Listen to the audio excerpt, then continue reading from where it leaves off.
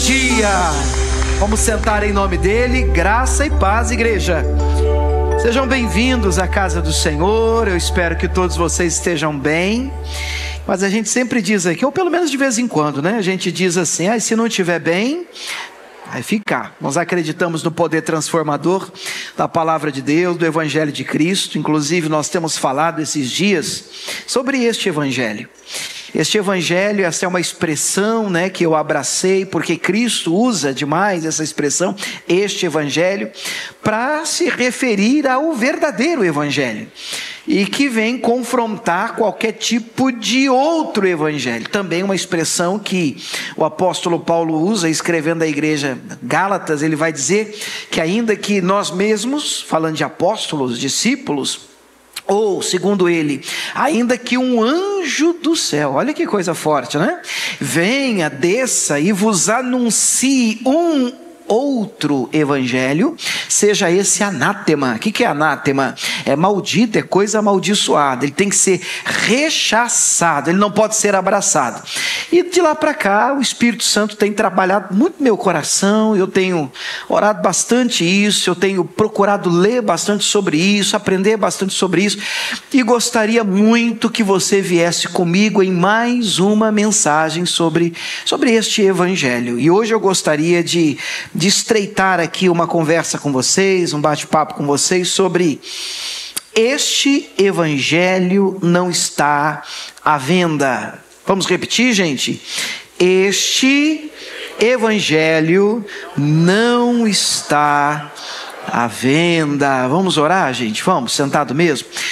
Pai, nós estamos na tua casa, na tua igreja, felizes, alegres, com tudo que o Senhor tem feito na nossa comunidade de cristãos, de irmãos.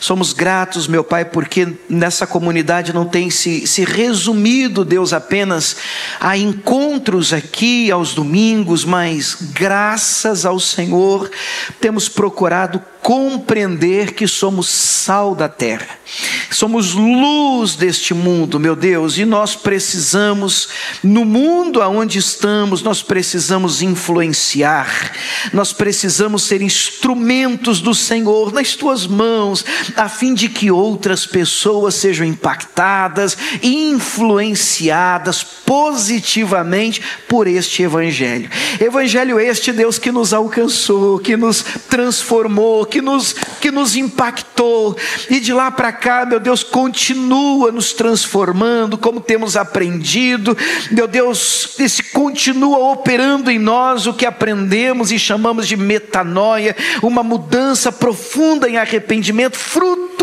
de uma transformação da nossa maneira de pensar, de enxergar a vida, meu Deus, e nós oramos para que isso continue, para que isso perdure, para que o Senhor, meu Pai, continue fazendo esta obra. A propósito, nós temos, meu Deus, promessas do Senhor em relação a isso. Tua palavra diz que o Senhor é fiel, o Senhor é justo para fazer esta obra completa e fazê-la perfeita.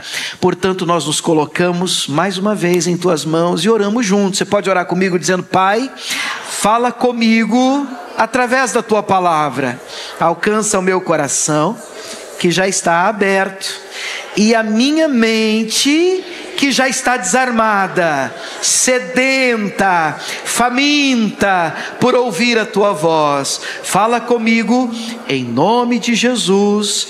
Quem crê, diga amém, amém, amém. Mais uma vez, sejam muito bem-vindos.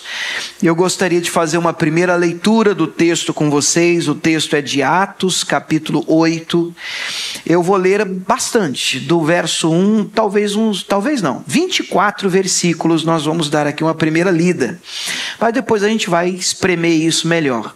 Mas eu gostaria que vocês, se pudessem me acompanhar, não precisa ler em voz alta não, eu digo me acompanhar assim com atenção na leitura, que quando o texto é extenso, a gente tem uma tendência, uma inclinação forte de se perder na leitura.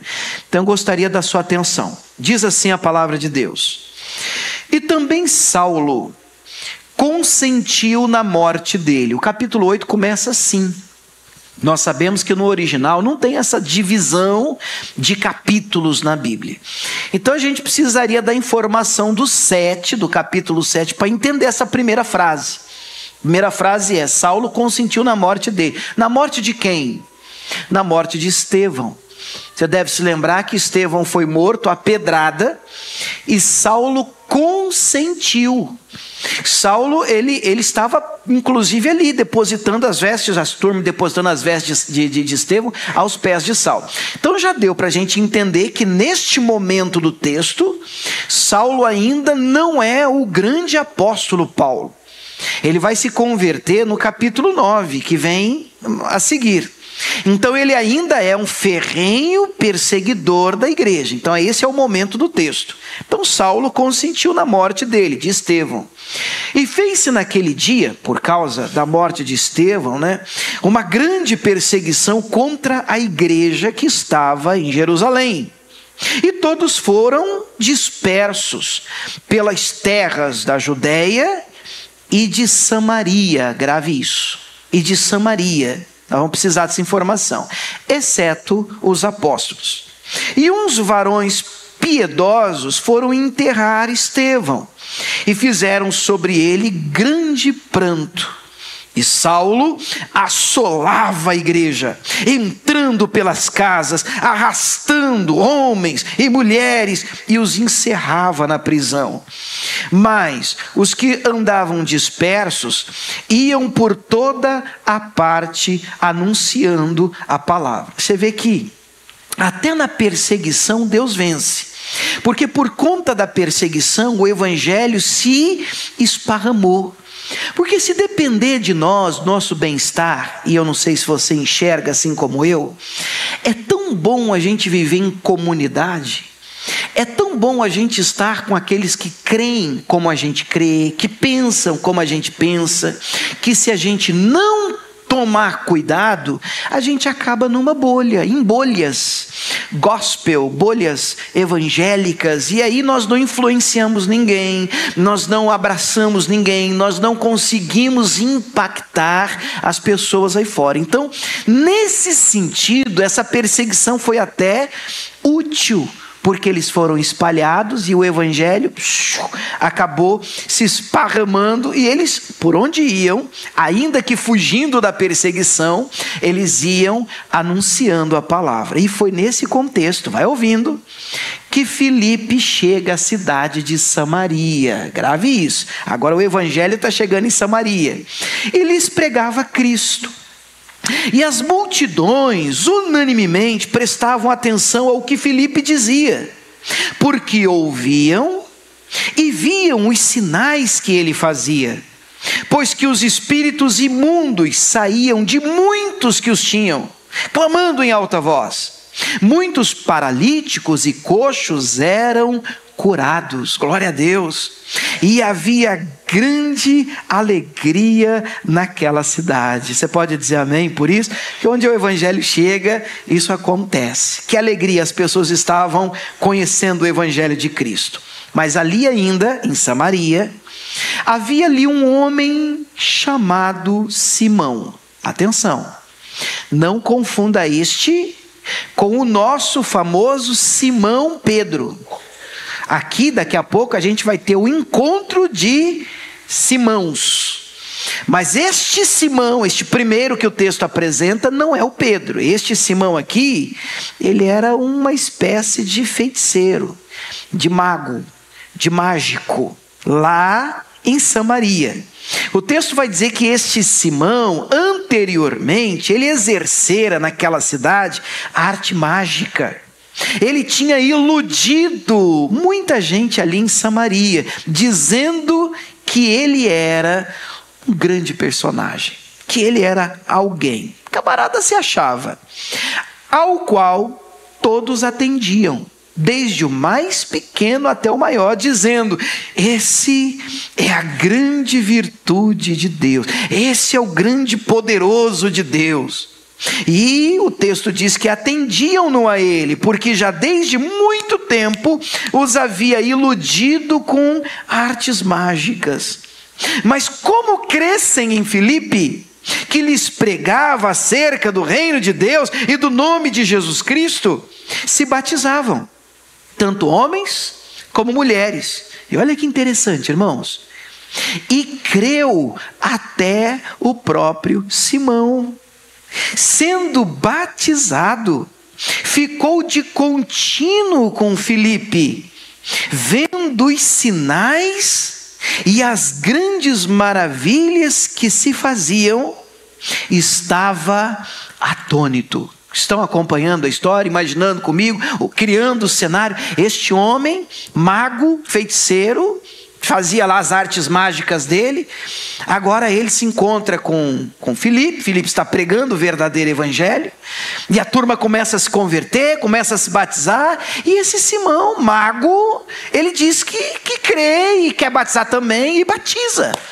E ele está ali do lado do Filipe, vendo Filipe fazendo em nome do Senhor Jesus sinais, maravilhas, o poder de Deus sendo derramado em Samaria. E ele está atônito, espantado, maravilhado com aquilo que acontecia através do ministério de Filipe. Vamos continuar.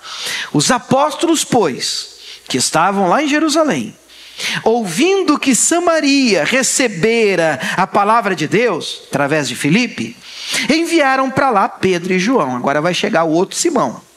Vai ter o encontro de Simão e o negócio vai pegar fogo. E enviaram para lá Pedro e João, os quais, tendo descido, oraram por eles, para que recebessem o Espírito Santo. Porque sobre nenhum deles tinha ainda descido, mas somente eram batizados em nome do Senhor Jesus. Então, lhes impuseram as mãos e receberam o Espírito Santo. Então a notícia chega lá em Jerusalém, na sede da igreja, de que lá em Samaria o evangelho, entrou, pegou. As pessoas estão se convertendo, estão sendo batizadas em nome de Jesus, estão crendo em Cristo. Mas a obra não estava completa porque eles ainda não haviam recebido o Espírito Santo. Então eles enviam para Samaria Pedro e João para que a obra fosse completa. O que acontece? Quando eles chegam lá, Pedro ora por eles com João e eles são cheios do poder do Espírito Santo. Você pode dizer amém? Meu Deus, e a obra está linda. Mas, no verso 18, Simão, o mago, o feiticeiro, o bruxo, vendo que pela imposição das mãos dos apóstolos era dado o Espírito Santo, lhes ofereceu dinheiro, gente, dizendo: dai-me também a mim esse poder, para que sobre quem eu puser as mãos receba o Espírito Santo. E o problema está feito aqui. Ele está vendo o Filipe fazer, ele está vendo agora Pedro e João colocando a mão e as pessoas recebendo o Espírito Santo. Ele gostou, achou legal, achou interessante, confundiu as coisas, mas ele achou que era um truque.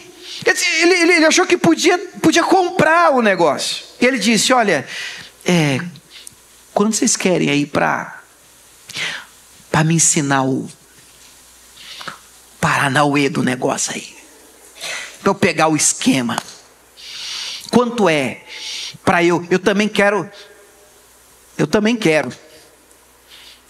E ele foi falar isso para quem? Pedro. Não vai prestar esse negócio. E o Pedro vai ser duro com ele, e não podia ser diferente.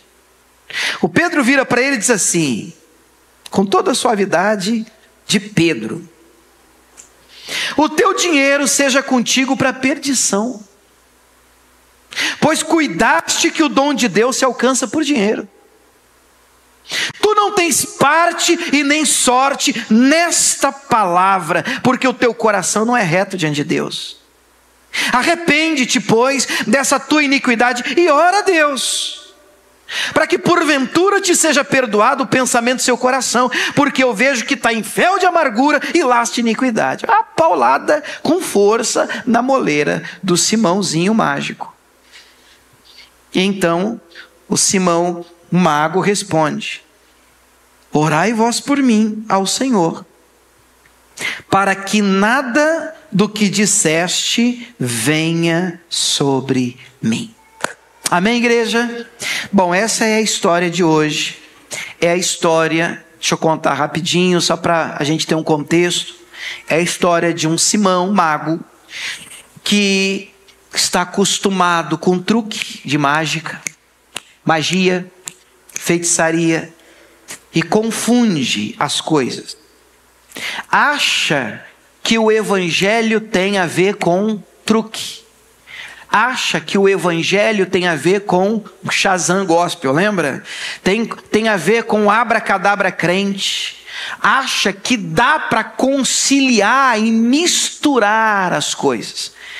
E ele vem com uma bagagem de misticismo tão grande que vale a pena a gente ter uma ideia, pelo menos, do pano de fundo histórico, porque fica mais claro quando a gente entende a bagagem que Samaria carregava.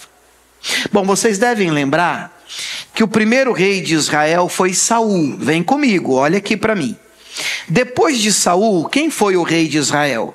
Davi. E depois de Davi? Salomão. E depois de Salomão? Pastor, você já quer demais, né? Depois de Salomão veio o filho dele chamado Roboão. E até então nós tínhamos no reino de Israel 12 tribos. Mas quando Roboão assume, ele assume com um discurso muito infeliz, dizendo: olha, não vou aliviar a carga de ninguém não, eu vou ser pior do que o meu pai foi com vocês. Resultado, 10 das 12 tribos rompem e vão formar o que a gente chama de o Reino do Norte, conhecido apenas como o Reino de Israel, cuja capital, Samaria. E ficam apenas 2 tribos, Judá e Benjamim, no sul. E é no sul que está Jerusalém. E é no sul que permanece o templo de Jerusalém. Por que essa informação é importante? Porque se adorava a Deus, se cultuava a Deus no templo. Agora faz sentido o encontro que Jesus tem com a mulher samaritana, Samaria, em João 4. Porque essa mulher, ela tem algumas dúvidas, inclusive religiosas. Quando ela percebe que Jesus parecia ser um profeta, ela pergunta: os nossos pais nos ensinaram, disseram para nós que nós deveríamos adorar a Deus neste monte. E era um monte de Gerizim. Por que ela diz isso? Aí ela fala para Jesus: e vocês judeus dizem para a gente que tem que adorar em Jerusalém. Onde é que tem que adorar? E aí Jesus conclui, Jesus rasga, Jesus abre dizendo: nem aqui nem lá, minha filha, a hora vem e já chegou. O Pai procura verdadeiros adoradores que adoram a Ele em espírito e em verdade. Diga glória a Deus. Acabou, o problema não é mais o lugar, o problema é aqui, é dentro, é a forma, é a maneira como rasgamos o nosso coração, e pode ser de joelhos dentro do seu banheiro, mas ali você encontra o Senhor. Se de todo o coração você o buscar, Ele se revela a você. Mas é interessante a pergunta dessa mulher.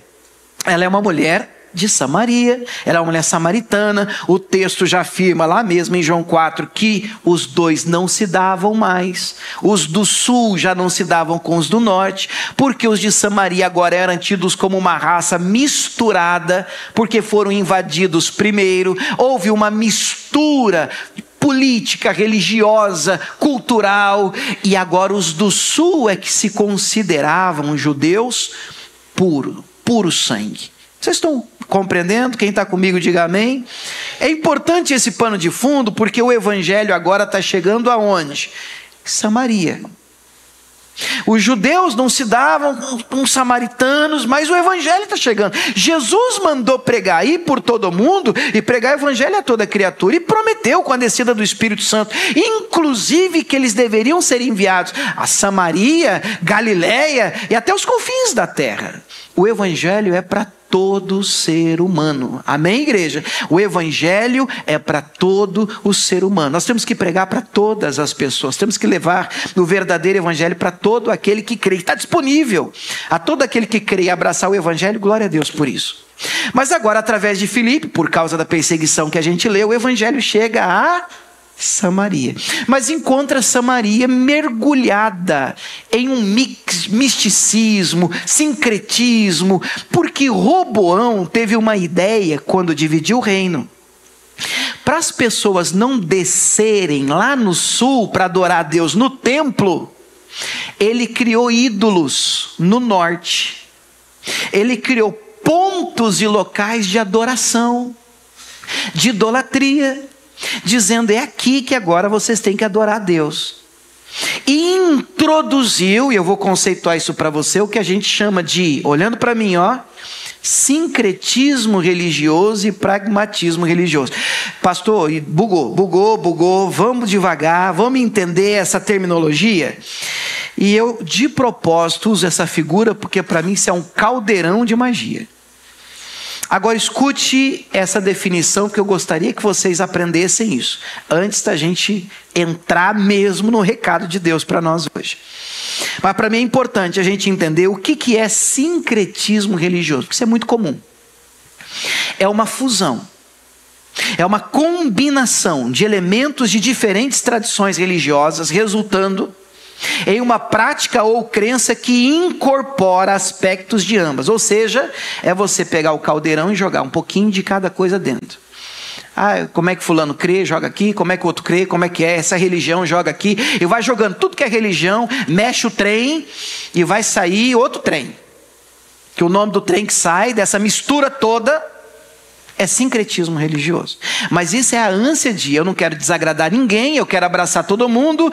E o evangelho fica todo misturado. Aí você encontra em algumas crenças: não, eu sou crente, mas eu também tenho a minha ferradura atrás da porta. Eu sou crente, mas eu também tenho a minha fezinha no meu pezinho de coelho, que tadinho, não deu sorte para o coelho. Então eu creio em Jesus e um monte de outras coisas, porque está tudo no mesmo caldeirão. Vocês estão me acompanhando? Isso é o sincretismo religioso. E o pragmatismo? Esse é mais fácil você gravar assim. É fazer o que dá certo, sem se preocupar se é certo. Vamos de novo? O que é o pragmatismo? É fazer o que dá certo, sem se preocupar se é certo. No mundo corporativo, empresarial, isso é muito comum. Então a gente faz curso, aí fora, como é que é? Esquemas para crescer a empresa, para poder desenvolver, para romper, e tem o seu lugar de importância. O problema é quando o pragmatismo entra na igreja. Por quê? Porque as pessoas começam a trazer para dentro do caldeirão esquemas para juntar um grupo de pessoas. Então imagine que eu chego aqui e diga: peraí, deixa eu ver o que dá certo, porque nem tudo que dá certo é certo. Estou te confundindo? Nem tudo que dá certo é certo. Aí eu junto aqui e dizer: olha, as pessoas, elas gostam muito se a gente fizer um negócio assim. Foi assim que nasceu o bezerro de ouro. O que o povo quer? O que as pessoas gostam? Mas o evangelho não tem a ver com isso. O evangelho não tem a ver com o meu gosto. O evangelho tem a ver com o gosto de Deus, com a vontade de Deus, com o que está escrito. Então, é assim que eu vejo Samaria, um caldeirão com um monte de coisa, política, cultura, tudo, joga tudo dentro, religião, e mistura, e sai sincretismo, e sai pragmatismo. Então vamos fazer o que dá certo, para o povo não ter que ir lá, para o povo não sair da igreja, para o pessoal não ter que descer lá para o sul, no templo. Então a gente monta o nosso esquema e a gente segura a galera aqui, a gente faz o que for preciso, porque dentro do pragmatismo os fins justificam os meios. E isso não é bíblico, sem se importar se isso é correto. Quem entendeu até aqui, diga amém. Porque isso é importante. Por conta disso, muita gente está equivocadamente crendo em um evangelho cheio de distorções. Inclusive o nosso personagem de hoje, que é o Simão o Mago. Só para que a gente tenha uma ideia clara, e eu estou usando essa palavra de propósito, a definição de equivocado, à luz do dicionário, é aquele que foi alvo de equívoco, que se equivocou, que se confundiu, que acredita, ele é genuíno nisso, ele acredita em algo diferente da verdade, incompatível com a realidade. Ele crê, mas não é verdadeiro, está equivocado, está, como dizem aí fora, redondamente enganado.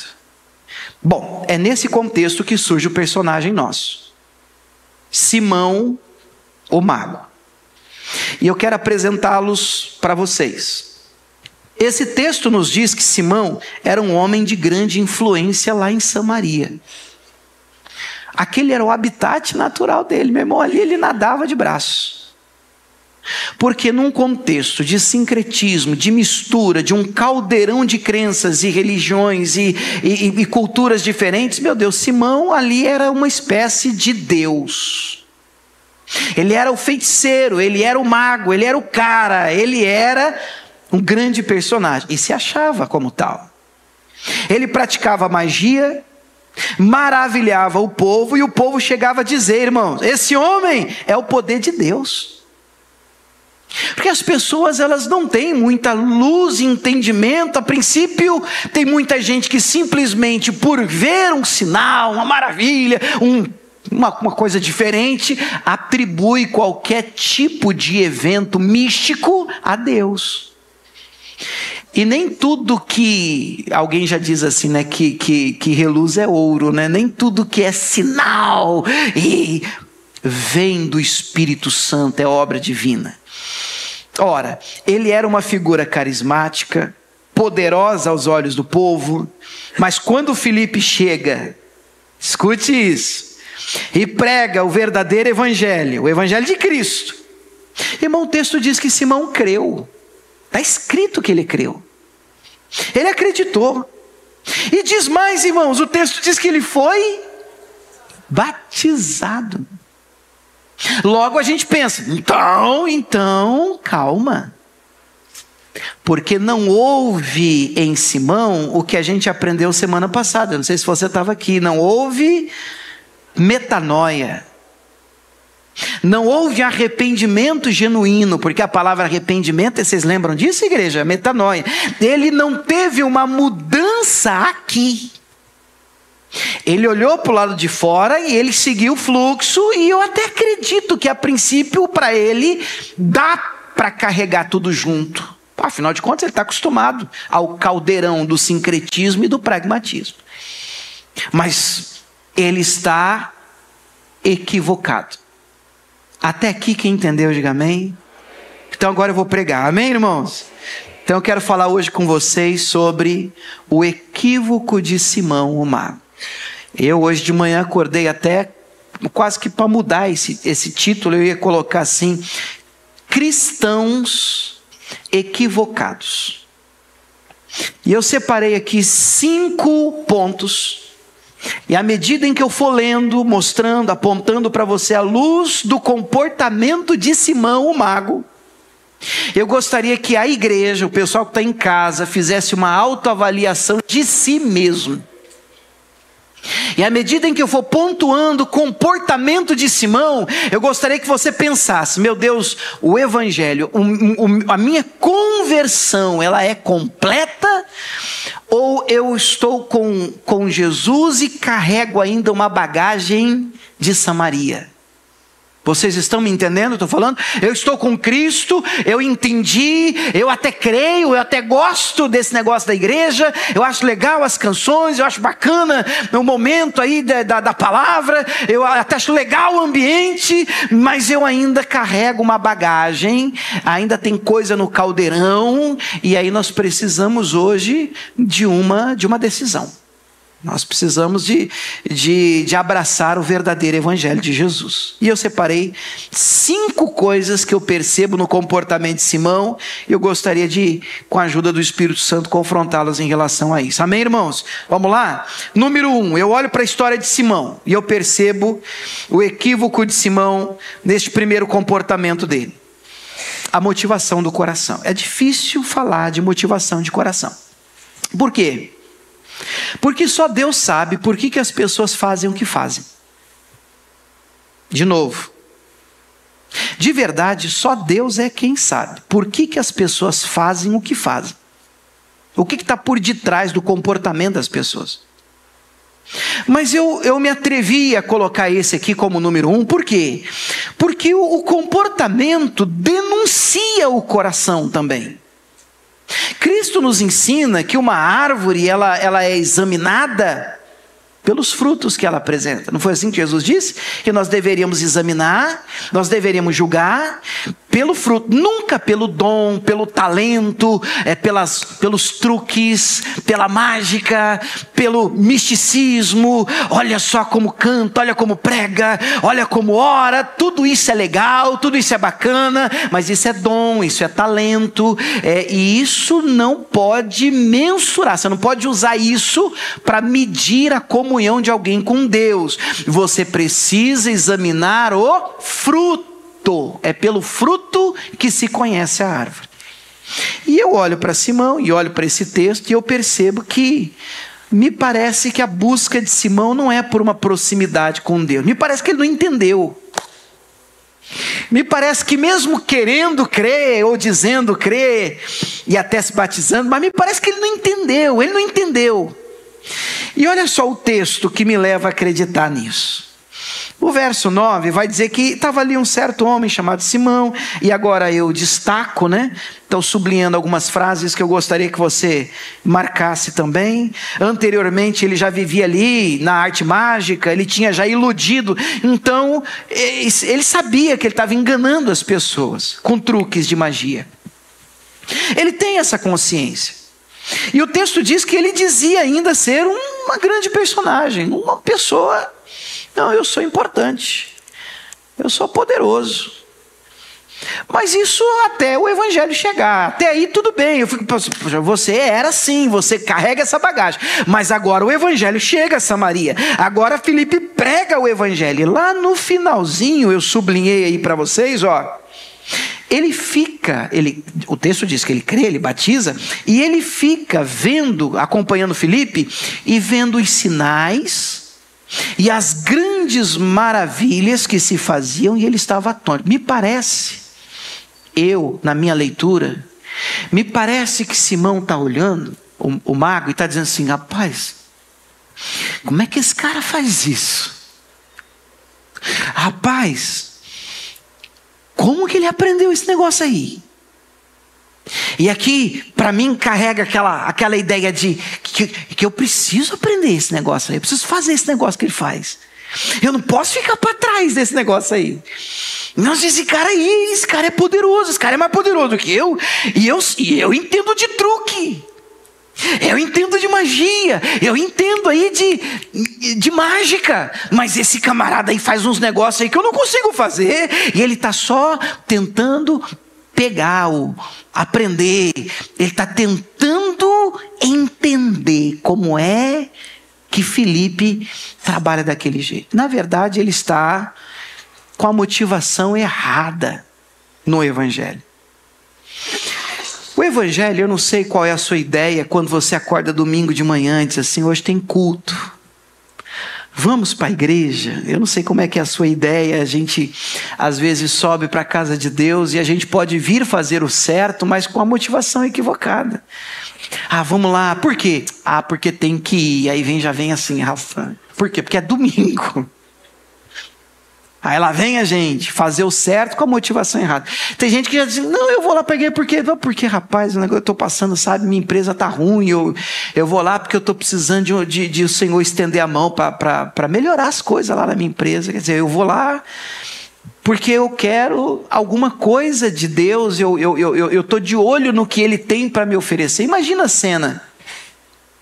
Vocês viram de volta aqui a Camila. Glória a Deus, ela está aqui na primeira fila. Imagine que eu conheci a Camila e eu descobri, quando éramos solteiros, que a Camila é milionária. Fazenda no Mato Grosso, criação de gado, soja. E quando eu percebi, isso é um exemplo. Tem nada, irmão. Mas quando eu percebi, eu disse, eu preciso casar com essa menina. Preciso casar com essa menina. Isso é um partidão. Milionário, cabeça de gado, cabeça de gado, de plantação de soja. Nossa, fazendas no Mato Grosso. Eu pedi ela em casamento na hora. Você quer casar comigo? Ela falou assim, eu quero, você me ama. Eu, muito não, mas eu queria as coisas que você tem. Você casa com uma pessoa que não quer você, mas quer as coisas que você tem? Nossa, você está na dúvida? Está difícil hoje, né? Há quem case. O nome disso é casamento por interesse. Há quem sirva a Deus assim. Há quem não consiga conversar com Deus, fazer uma oração sem pedir nada. Há quem não consiga fazer uma oração quando está tudo bem. Há quem não consiga subir para um culto quando está tudo tranquilo. Normalmente, o combustível para algumas pessoas subirem até a casa de Deus é a dificuldade. O negócio está ruim, rapaz, estou precisando de fazer uma corrente. Estou precisando de pegar firme com Deus aí. Você vê que o combustível que mantém a comunhão de algumas, a dita pseudo-comunhão de algumas pessoas com Deus é a batalha, é a luta, é a guerra. Quando na verdade a ideia de culto não é uma ideia de receber, é de entregar. O culto é um lugar de entrega. Eu entrego a minha adoração, o meu tempo, a minha devoção, o meu louvor. Eu me rendo, eu entrego, eu dou. E é verdade que a gente tem um Deus que devolve, que abençoa, que estende as mãos, que opera milagres e maravilhas. Mas nunca se esqueça, o propósito do milagre sempre foi nos atrair de volta a Deus. Quando a gente olha para os 10 leprosos, a gente vê os 10 sendo curados milagrosamente, e você lembra da história? Volta para agradecer. Este que volta para agradecer, escuta de Jesus, olha, cadê os outros 9? Não houve mais nenhum estrangeiro que não voltasse, senão esse estrangeiro aqui para dar glória a Deus. A tua fé te salvou, a tua fé te salvou. A tua fé te salvou, porque a ideia do milagre é exatamente essa, é fazer com que eu entenda que tamanha graça recebida por Deus exige de mim um comportamento, e somente um comportamento, que é o de voltar-me para Ele e dizer, Senhor, obrigado pelo que o Senhor tem feito na minha vida, pelo como o Senhor tem olhado para a minha casa, como o Senhor tem guardado a minha vida, a minha casa, a minha família, e essa gratidão que me faz voltar para Deus e adorá-lo pelo que Ele é, e não apenas pelo que Ele é capaz de fazer. Então, quando eu olho para esse primeiro comportamento, eu percebo, a aplicação pessoal aqui, eu vou acelerar um pouquinho. O que nós podemos aprender nesse item 1, nesse primeiro comportamento de Simão? Qual é a nossa motivação para buscar Deus?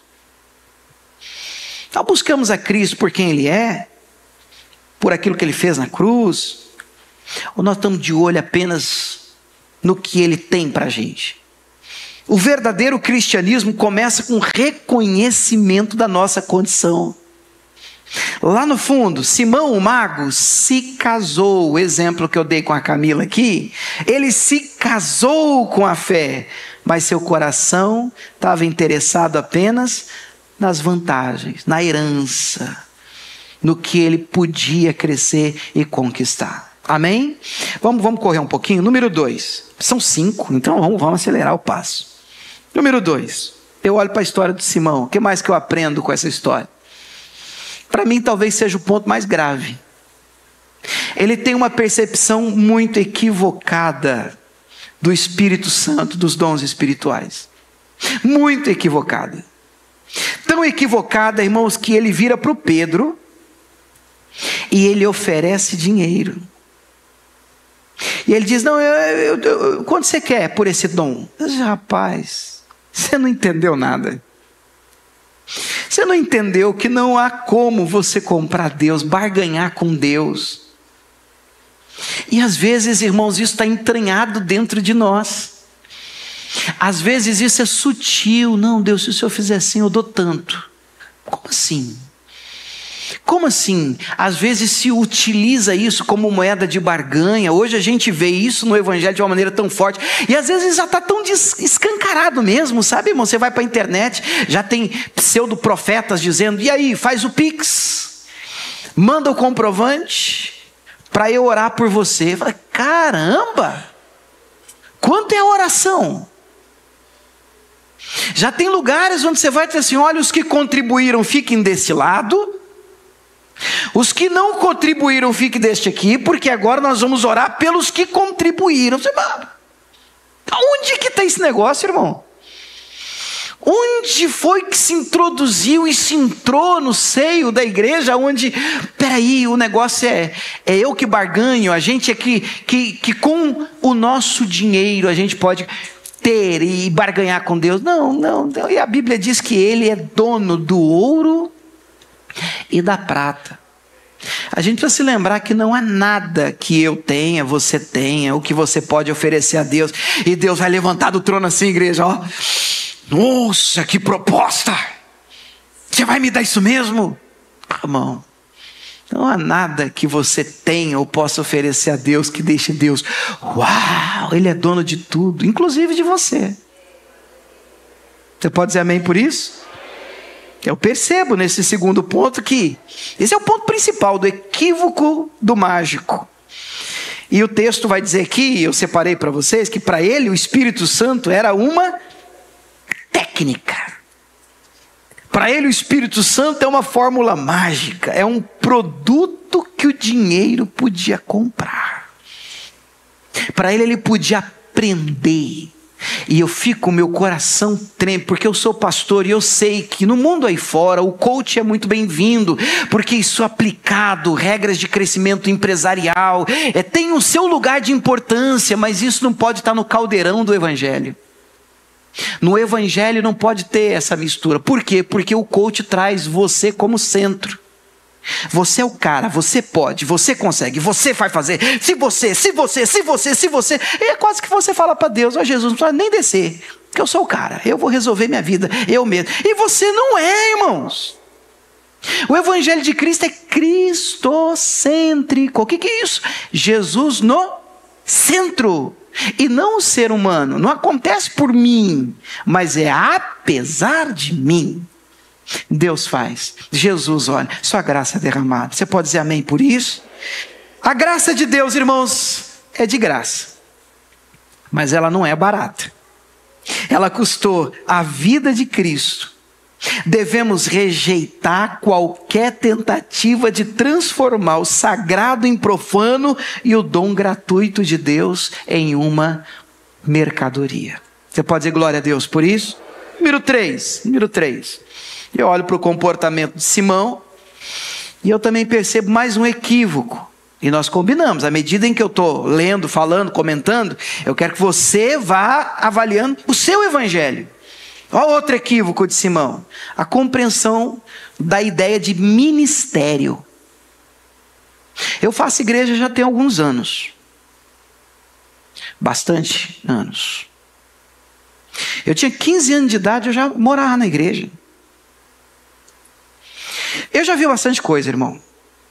Eu já vi gente se estapear por causa de cargo dentro da igreja. Eu já vi gente, irmãos, brigando por causa de posição dentro da igreja. Título, crachá.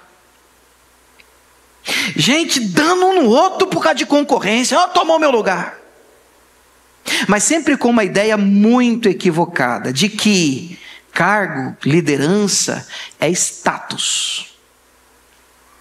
E essa é uma ideia profundamente errônea do ministério.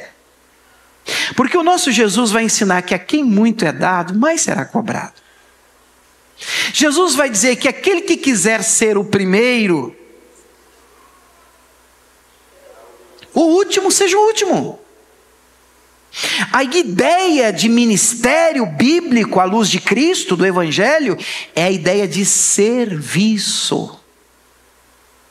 É a ideia de um Cristo que joga a toalha nas costas e diz assim: me dá aqui seu pé, eu vou lavar os seus pés, eu vou te servir. Isso é ministério. Mas a gente percebe esse equívoco na vida de Simão.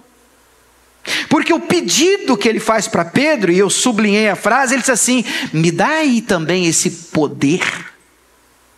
Mas não me parece um pedido assim: não, eu quero esse poder porque eu quero ser usado por Deus, e Deus vai ser glorificado na minha vida, e assim as pessoas vão encontrar o poder. Não, me dá esse poder também, porque eu quero ter esse poder também. Eu vou ficar para trás.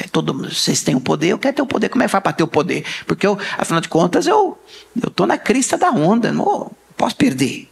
Então a compreensão que ele tinha de ministério, ele desejava esse poder de transmitir o Espírito Santo para manter a posição que ele sempre ocupou.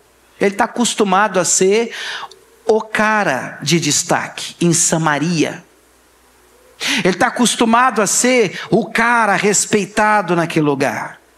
Ele queria ser o centro das atenções, aquele que concedia, que entregava, que liberava o poder. Ele não entendeu que o ministério cristão não é sobre exaltação pessoal, irmãos, mas é sobre serviço humilde. Diga glória a Deus. Isso é ministério. Como é que aplicação para nós hoje? O que a gente aprende? Como é que a gente vê o nosso papel na igreja, irmãos? Como é que você se vê dentro de uma comunidade de crentes? Você está aí correndo atrás de título, posição, liderança, reconhecimento, aplauso de pastor? É coisa fraca. Aplauso de pastor? Para que isso? Ou nós buscamos oportunidade de servir para lavar os pés dos nossos irmãos, como Jesus fez? O coração de Simão ainda estava sintonizado com a lógica do mundo. Qual é a lógica do mundo, irmãos? Poder, influência, status. Mas o Evangelho inverte essa lógica. Para Jesus, grande não é o que dizem aí fora. É completamente diferente. Amém? Número 4. Outro equívoco, penúltimo, na minha opinião, acerca de Simão Mago. Ele está equivocado sobre a fonte de salvação. Um equívoco que às vezes pode nos abraçar também. É um engano. Porque quando a gente olha para Simão, ele acredita, ou pelo menos eu leio o texto e eu percebo no verso 12 e 13, que ele foi batizado. Irmão, ele foi batizado. Eu não sei como vocês pensam, mas como é que a maioria de nós pensamos? Pensamos assim: bom, se ele é batizado, bom, então é crente. Então converteu de verdade. Então é de Jesus mesmo. Eu pergunto a vocês não precisam me responder não. Todo mundo que é batizado é de verdade de Jesus? Você já encontrou com alguém, já topou com alguém na sua caminhada, batizado, já fez curso disso, já passou pela igreja aqui, já passou ali, já passou aquilo outro, já fez isso, já fez aquilo outro, e você vai conversar com a pessoa, você faz um negócio com ele para você ver. Aí você vai descobrir se ele é cristão de verdade. Aí você se espanta e diz: o quê? Mas fulano tem um cargo na igreja, mas fulano tem isso, fulano tem aquilo, fulano passou pelo ritual, pela identidade, pelo não sei o quê. Tudo isso tem o seu lugar de importância. Mas eu queria lembrar vocês, igreja de Jesus, que o que salva não são rituais, não é estar num ambiente organizado por um CNPJ. Isso é muito bom, congregar aqui, a gente estar juntos ouvindo uma palavra, adorar a Deus, é gostoso demais estar na igreja. Mas Joyce Meyer era feliz numa frase, ela diz que você pode morar dentro de uma garagem, isso não vai fazer de você um carro. Como estar dentro de uma igreja não vai fazer de você um cristão. O que é que faz da gente um crente genuíno? Um relacionamento íntimo e pessoal, não com CNPJ ou com esquema de igreja. Não, mas com Jesus Cristo de Nazaré. Você pode dizer glória a Deus por isso, irmão? Meu irmão, eu creio nisso. Simão confundiu o ato externo, o batismo, solenidade, que é bíblico, com a transformação interna. Ele acreditava que por ter sido batizado, irmão, e seguir os apóstolos, pronto, ele já faz parte do clube. Eu já tenho minha carteirinha de membro. Ora, então, para ele, a fonte da salvação. Então, eu já passei pelo ritual, eu já fiz o curso que vocês me mandaram fazer, eu já tenho a minha carteirinha da IBN, olha que coisa forte. E é isso que salva? É óbvio que não. 1000 vezes não. O evangelho não é sobre seguir rituais, mas sobre ter um relacionamento vivo com Jesus Cristo. Você pode dizer amém? O batismo é relacionamento vivo com Jesus. O batismo é um símbolo poderoso da nossa união com Cristo, é verdade, sua morte e ressurreição, mas é a fé genuína que salva. Em que está baseada a nossa segurança de salvação? A gente pertence a uma igreja, a gente tem um crachá, a gente tem uma carteirinha de membro, tudo isso é bom, mas a única fonte segura de salvação é uma fé pessoal e um relacionamento contínuo com Jesus de Nazaré. Aleluia! Finalmente, quinta e última lição. Equívocos aqui de Simão o mago. Há uma diferença para mim gritante entre remorso e arrependimento, genuíno, verdadeiro. Eu já me antecipo dizendo a vocês que alguns comportamentos são muito semelhantes, porque no remorso a pessoa sente, e no arrependimento ela também sente. Mas no remorso, sabe, eu choro, eu sinto, eu me entristeço, mas eu não faço nada para mudar isso. Tudo continua do jeito que está. O que me leva a acreditar num remorso profundo de Judas, por exemplo. A diferença entre o comportamento de Pedro, que nega Jesus 3 vezes, e que chora também. O que Pedro fez foi muito ruim. Ele trai Jesus. Mas há um arrependimento, há uma metanoia, há uma mudança de mentalidade e comportamento. E no caso de Judas, não.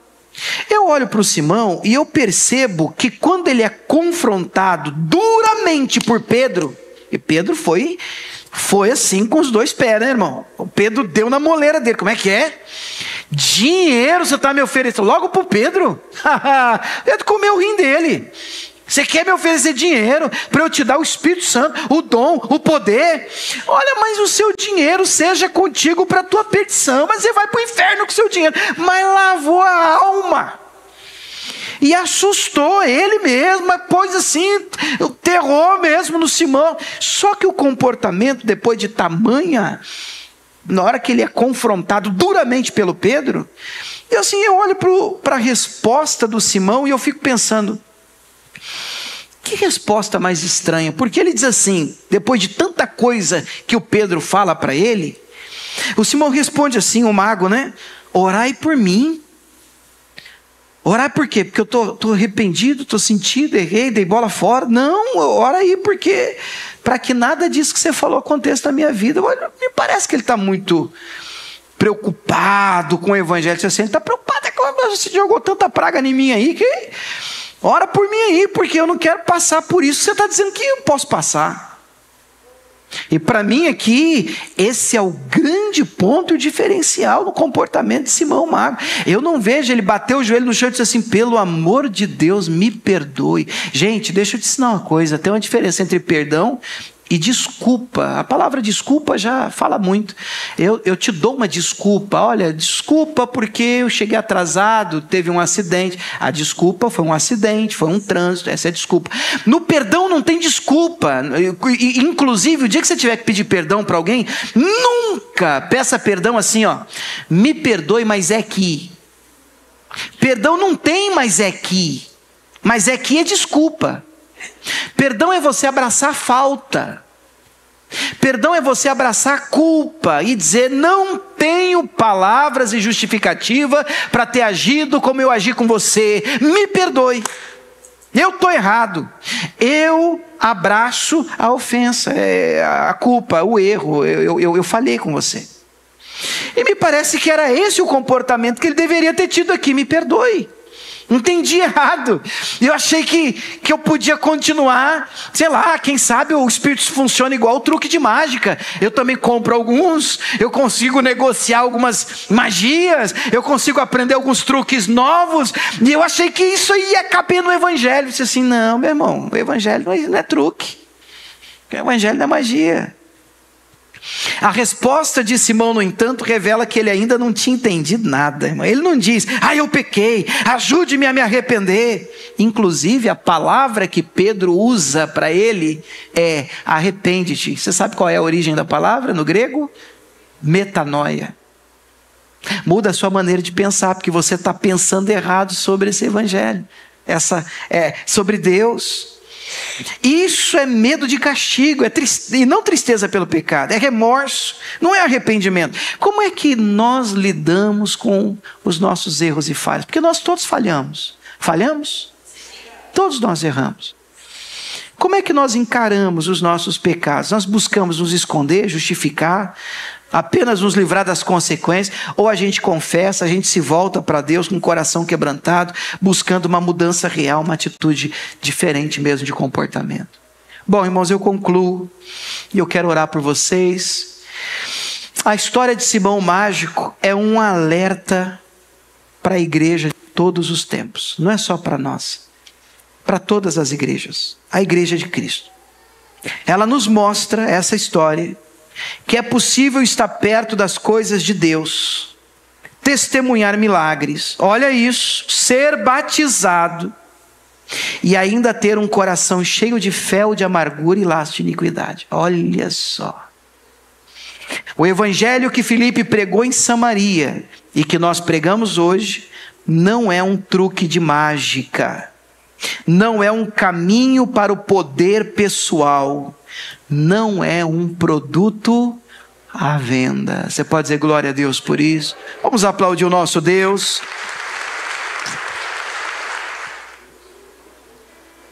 Escute isso. O que é o verdadeiro evangelho? Quem sabe você está aqui pela primeira vez? Quem sabe você em casa está nos acompanhando e diz assim, pastor, eu sei o que é. O que é o evangelho verdadeiro? Eu estou acostumado com o ambiente de Samaria, da onde eu vim, pastor, sabe? As raízes que eu trago, as crenças que a minha família professa. Tinha um pouco de tudo, sabe, pastor? A gente acredita lá umas coisas estranhas. Mas a verdadeira mensagem do evangelho é essa. Primeiro, somos todos pecadores. Amém? Somos todos pecadores, separados de Deus, sem esperança em nós mesmos. E assim como o povo de Samaria vivia no engano, Simão também tinha um coração em trevas. Eu olho para esse Simão e olho para os habitantes de Samaria e eu prefiro pensar assim, meu Deus, tem um pouquinho desse Simão dentro de nós e a gente precisa converter esse Simão que às vezes está aqui.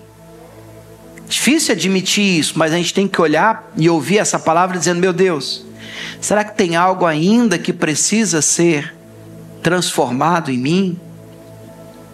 Bom, eu também olho e percebo que o verdadeiro evangelho, a verdadeira mensagem do evangelho, é de que Deus, em seu infinito amor, enviou seu único filho, Jesus Cristo, para viver uma vida perfeita e morrer no nosso lugar na cruz, pagando o preço pelos nossos pecados e ressuscitar no terceiro dia, vencendo a morte. Ele veio por mim e por você. Ele viveu uma vida que nós jamais seríamos capazes de viver e nos justificou na cruz do Calvário. A verdadeira mensagem do evangelho é a salvação. O perdão dos pecados e o dom do Espírito Santo não são conquistados por mérito, poder, dinheiro, não podem ser comprados. Você pode ser um empresário de muito sucesso, você pode ter aprendido a vencer na vida sozinho, usando o seu marketing, usando os seus esquemas, mas seus esquemas não funcionam para o evangelho. Isso não funciona, não é assim. O evangelho é gratuito, é verdade, são recebidos gratuitamente pela fé, é um presente, é uma dádiva, é um dom.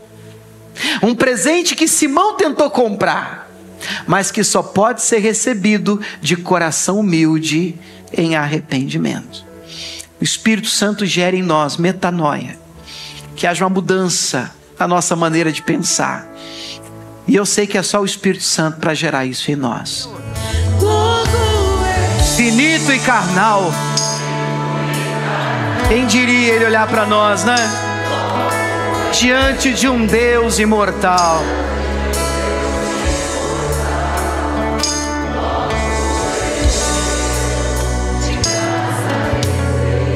De graça eu recebi. Pai, nós somos gratos a Ti pela obra da cruz do Calvário. Somos gratos porque até aqui o Senhor tem nos sustentado. Somos gratos, meu Deus, porque de graça recebemos tamanho favor. Que maravilha, Deus. O Senhor olhou para nós, o Senhor nos separou, e nós estamos dizendo sim para o Evangelho de Cristo. Evangelho que opera em nós um arrependimento profundo, genuíno. Mais do que a dor do remorso, mais do que uma tristeza superficial pelos erros que cometemos. Há um arrependimento genuíno, uma metanoia, uma mudança, meu Pai, de mente. Uma mudança, meu Deus, da maneira como nós encaramos a vida, enxergamos a nossa própria vida. E a partir de agora, contamos, ó Deus, com a Tua ajuda, com o Teu auxílio, com o Teu apoio, Pai. Porque nós queremos viver este Evangelho. E nós queremos todos os dias, dia após dia, como está escrito, como a luz da aurora, brilhando, brilhando, brilhando, até ser dia perfeito. Melhores, amanhã melhor do que ontem, Pai, em nome de Jesus. E que o Senhor opere metanoias, e a nossa mente, meu Pai, ela vai sendo transformada, renovada, e assim experimentamos a boa, agradável e perfeita vontade de Deus para a nossa vida. E a igreja do Senhor que crê, diga amém.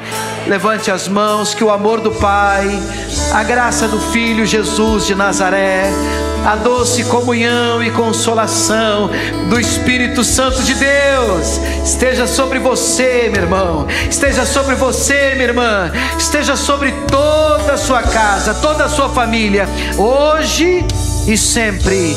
E você que crê, diga amém. Vamos terminar aplaudindo o nosso Deus. Deus abençoe, igreja.